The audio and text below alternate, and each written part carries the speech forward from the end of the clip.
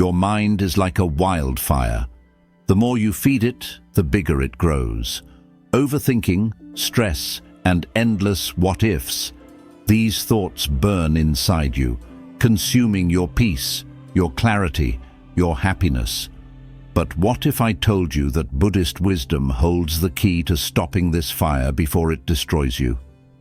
7 powerful lessons hidden in ancient teachings that can silence the noise in your mind and unlock the deep inner peace you've been searching for. Most people never hear these lessons, but once you do, they will change the way you think forever. Stay with me till the end, because the last one, it might just be the wake-up call you need. 1. The glass is already broken. Embrace what is. A Buddhist master once held up a beautiful glass and said, "To me, this glass is already broken. I enjoy it while it lasts, but when it falls and shatters, I am not attached." Overthinking is rooted in attachment, the desire for things to stay the same, for life to go as planned. But the truth is, everything is already changing. The secret to inner peace? Accept impermanence before it forces you to. When you stop clinging to outcomes, you free yourself from mental suffering. 2. The empty cup. Release the need to control. A student came to a Zen master eager to learn, but his mind was filled with his own opinions. The master poured tea into the student's cup until it overflowed and said, "You are like this cup, so full of your own views that nothing new can enter." Overthinkers try to control everything, filling their minds with endless scenarios. But like the empty cup, true wisdom comes when you create space. Let go of the need to predict, control, and overanalyze. Trust that life unfolds as it should. 3. The 2 arrows. Stop harming yourself twice. Buddha once asked his disciples, "If a person is struck by an arrow, would it hurt?" The monks immediately replied, "Yes, of course." Then he asked, "What if that person is struck by a second arrow in the same spot? Wouldn't the pain be even greater?" The monks agreed. This simple teaching reveals a powerful truth about how we experience suffering. The first arrow is life itself: pain, loss, disappointment, unexpected struggles. These things happen to everyone. No one can completely avoid them. But the second arrow is different. It is the arrow we shoot at ourselves through overthinking, self-blame, regret, and worry. For example, imagine someone makes a mistake at work. That's the first arrow. It happens, and it stings. But then, instead of learning from it and moving forward, they replay the moment in their mind again and again. Why did I do that? What will people think of me? I should have done it differently. This is the second arrow. It doesn't change the past. It only deepens the pain. A broken relationship, a missed opportunity, an embarrassing moment. These are the first arrows that life throws at us. But the suffering doesn't come from the event alone. It comes from how the mind keeps picking at the wound, refusing to let it heal. We keep reliving the moment, as if thinking about it enough will somehow change what has already happened. But it never does. It only drains our energy and fills our hearts with unnecessary suffering. Instead of making the pain worse, we can learn to stop after the first arrow. When something painful happens, acknowledge it, feel it. But don't let the mind trap you in endless overthinking. Ask yourself, can I change this? If the answer is no, then it's time to release it. If the answer is yes, then take action instead of worrying. Either way, don't add more suffering by holding on to what's already done. Just like a wound heals faster when we stop touching it, our minds also heal when we stop feeding our pain with unnecessary thoughts. The past is unchangeable, but the present moment is in your hands. Let go of the second arrow, and peace will follow. The raft. Know when to let go. A man once found himself stranded on one side of a wide, raging river. He needed to cross to the other side where safety and opportunity awaited him. With no bridge in sight, he gathered wood, tied it together, and built a raft. Using all his strength, he paddled through the strong currents until he finally reached the other side. Exhausted but relieved, he looked at the raft that had saved him. Now he had a choice. He could leave the raft behind and walk freely, or he could carry it with him, thinking, "This raft was so useful to me. What if I need it again? What if I come across another river?" So, he lifted the heavy raft onto his back and began his journey. But with every step, the weight slowed him down. The longer he carried it, the more it burdened him. The raft that had once saved him was now holding him back. This is exactly what happens in life. We all build rafts, thoughts, beliefs, memories, and habits that help us navigate challenges. Maybe a past experience taught you to be cautious, or a certain way of thinking helped you get through a tough time. But just because something was useful once doesn't mean you need to carry it forever. People hold on to many things: old regrets, painful memories, past relationships, or beliefs that no longer serve them. Sometimes we carry guilt from a mistake made years ago. Other times we cling to anger because of something someone did to us. We replay conversations in our minds, trying to rewrite the past, as if holding on will change what has already happened. But the truth is, the longer we carry unnecessary weight, the more it limits our ability to move forward. Think about a person who has been betrayed by a friend. At first, the pain is real, just like the river was real for the man. To protect themselves, they build a mental raft, distrusting others, keeping their heart closed, and avoiding deep connections. This helps for a while, preventing further hurt. But years later, if they still carry that same distrust, they are no longer protecting themselves. They are only holding on to a raft they no longer need, making it impossible to form meaningful relationships again. Letting go doesn't mean forgetting or ignoring lessons learned. It means recognizing when something has served its purpose and releasing it so you can move forward. Just like the man at the river, ask yourself, am I still carrying something I no longer need? Are you still blaming yourself for a mistake that happened years ago? Are you holding on to resentment that is only weighing you down? Are you replaying the past instead of embracing the present? You don't need to carry every experience forever. Some things are meant to help you through a season of life, but they are not meant to define your entire journey. When the river is behind you, leave the raft behind too. Only then can you walk forward with ease, free from unnecessary burdens. 5. The finger and the moon. Stop chasing shadows. A group of students once sat before a wise Buddhist master on a quiet night. The full moon shone brightly above them, casting a peaceful glow across the temple grounds. The master slowly raised his hand and pointed toward the moon. Then he spoke, "The finger points the way, but do not mistake the finger for the moon." The students were puzzled. What did he mean?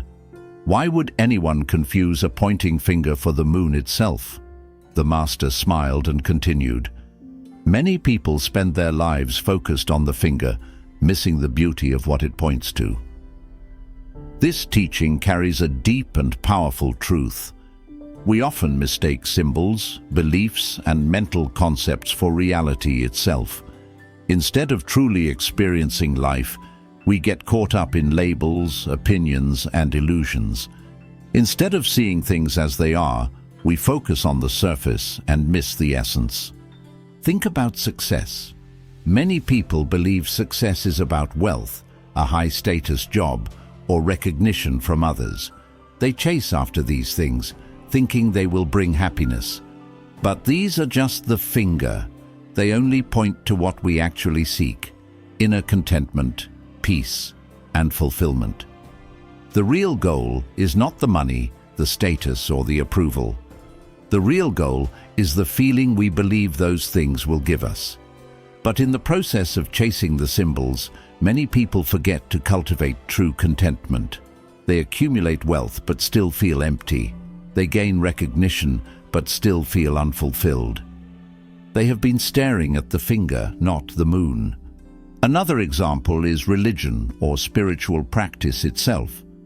Many people focus so much on rituals, rules, and debates about beliefs that they forget the true purpose of spirituality: to cultivate wisdom, compassion, and inner peace.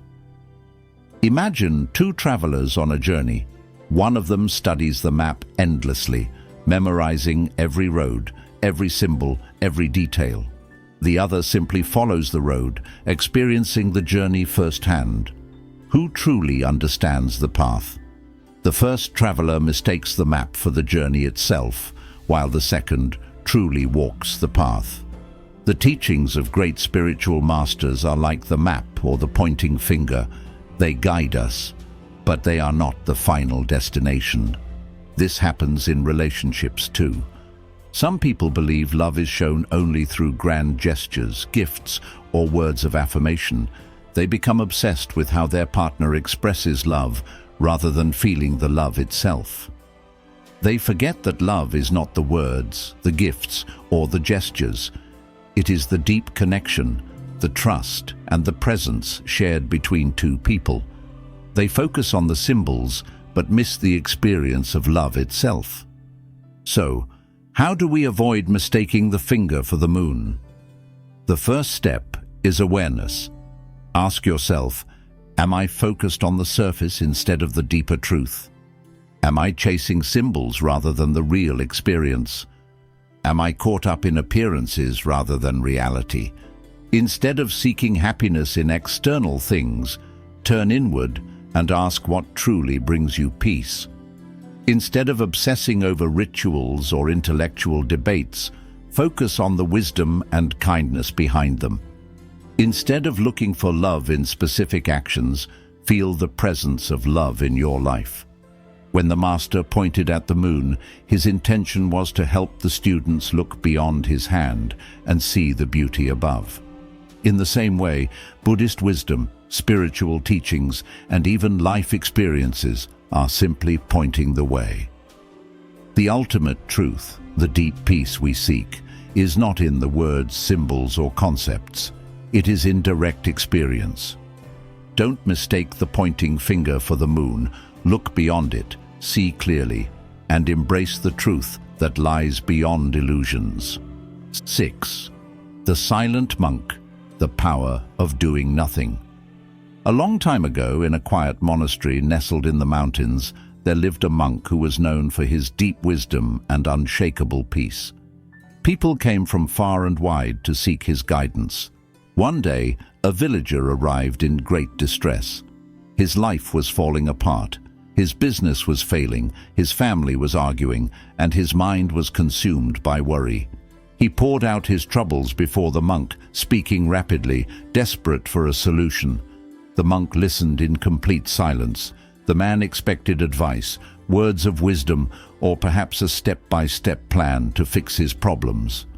But the monk remained quiet. Minutes passed, and the silence grew heavy. Frustrated, the man finally asked, "Why won't you say anything? Don't you care about my suffering?" The monk simply smiled and said, "Is that so?" The man was confused. He repeated his problems, hoping for a clearer answer. But again, the monk only nodded and said, "Is that so?" Then he stood up, walked to the garden, and began sweeping the ground, as if nothing had happened. At first, the man felt ignored. But as he sat there in the silence, something strange happened. His mind, which had been racing with thoughts, began to slow down. The more he waited, the less overwhelmed he felt. Without realizing it, the stillness of the monk was influencing him. For the first time in days, he felt a sense of calm. It was then that he understood. The monk was teaching him something profound. Not every problem needs an immediate reaction. Not every storm needs a struggle. In today's world, When something goes wrong, our instinct is to act immediately. We overthink, analyze, and try to control every situation. We believe that if we just think hard enough, worry enough, or do something, anything, we can fix our problems. But sometimes, the best action is no action at all. Imagine a muddy pond. If you keep stirring the water, it only gets murkier. But if you stop and let it settle, the mud sinks to the bottom, and the water becomes clear again. The mind works the same way. When faced with a problem, we stir the waters by overthinking and reacting out of fear. But if we sit still and allow our minds to settle, clarity naturally arises. Think about the times when you made rushed decisions out of stress. Maybe you sent an angry message, made a choice out of fear, or said something you later regretted. Acting in a state of chaos often leads to more chaos. The silent monk teaches us that sometimes, instead of reacting, we need to pause, breathe, and let things unfold naturally. This is not about ignoring problems or being passive. It's about recognizing that clarity comes when we give space for things to settle. A difficult conversation, a tough decision, or an emotional situation. Sometimes, instead of forcing an answer, the best thing we can do is step back and allow time to do its work. So, the next time you feel overwhelmed, try this. Pause. Instead of reacting immediately, take a deep breath. Give yourself a moment before doing anything. Observe. Notice your emotions without letting them control you. Watch them like clouds passing in the sky. Trust the silence. You don't need to solve everything instantly. Some answers come only when we stop chasing them. The monk's silence was not indifference, it was wisdom. He knew that words are not always the answer. In stillness, the mind finds its own solutions. The next time life shakes you, instead of reacting in a rush, do what the monk did. Be silent, be still, and let the waters of your mind become clear. 7. The burning house. Act before it's too late. A man was sitting comfortably in his house, enjoying his routine, when suddenly he smelled smoke. At first it was faint, just a hint of something burning. He ignored it, thinking, "It's probably nothing. Maybe someone is cooking nearby." He went back to what he was doing. A few moments later, he noticed the smell growing stronger, and now there was a thin layer of smoke drifting into the room. He frowned but still hesitated. Maybe it's just a small fire. Someone else will take care of it. He reassured himself and stayed seated. Then flames appeared. They licked the walls, growing larger and stronger. The heat became unbearable, and the smoke thickened, making it hard to breathe.